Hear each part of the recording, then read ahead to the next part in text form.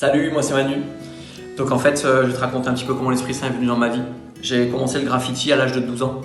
Et voilà, sur les murs du collège, c'était une passion qui est devenue de plus en plus importante. Donc au début, voilà, des toilettes du collège, murs du collège, je suis passé à un mur de voie ferrée, d'autoroute. Et puis 12 ans, 13 ans, 14 ans, 15 ans, on a déménagé à Tours, avant d'être à Perpignan.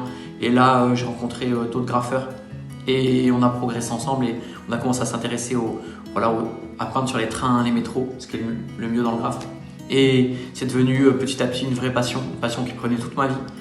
Et je vivais pour ça. Et le graffiti, c'est vraiment avoir un pseudonyme, être connu sous ce nom dans son milieu.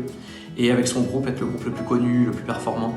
Et cette passion-là me prenait tout mon temps, toute mon énergie et toute ma vie. Et en fait, c'est pas légal, du coup forcément j'ai commencé à avoir des arrestations, des gardes à vue, des perquisitions, des passages aux tribunaux, etc.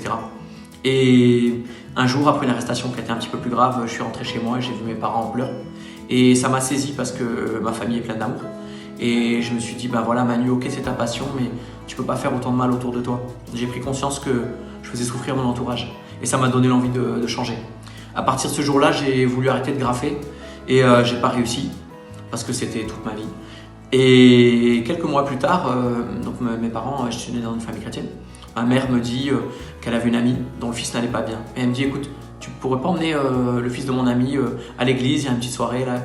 Et moi, j'étais quand même un mec gentil et disponible. Je me suis dit, bah, je vais l'emmener à la petite soirée. Je suis allé à l'église avec lui, je lui ai sorti un petit peu une âme de sauveteur.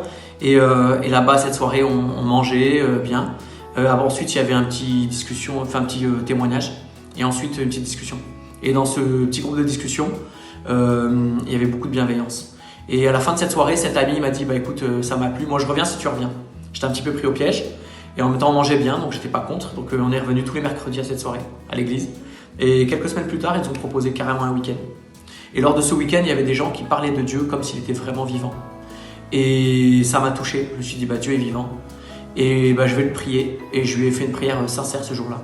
Je lui ai demandé s'il pouvait m'aider à arrêter ma passion, le graffiti. Et en fait, quand je lui ai demandé cette aide, aussitôt, je me suis mis à pleurer de toutes mes larmes pendant 3 quarts d'heure. Mais je me sentais bien. C'était bizarre, je pleurais, je me sentais bien. Et je ne savais pas trop ce qui m'arrivait. Et dans les jours qui ont suivi, je revois tous les tags et tout ça, mes amis, et ça ne m'intéressait plus, cette passion. Et j'ai vu que Dieu m'avait exaucé, m'avait libéré, aussitôt que je lui avais demandé instantanément. Et du coup, c'est une nouvelle vie qui s'ouvrait devant moi. J'avais envie de lire la Bible, j'avais envie de rencontrer d'autres jeunes qui avaient vécu les mêmes choses que moi.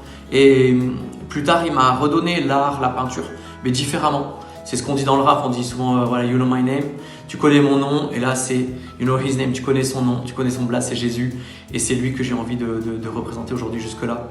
Et voilà, je te souhaite de faire la même expérience.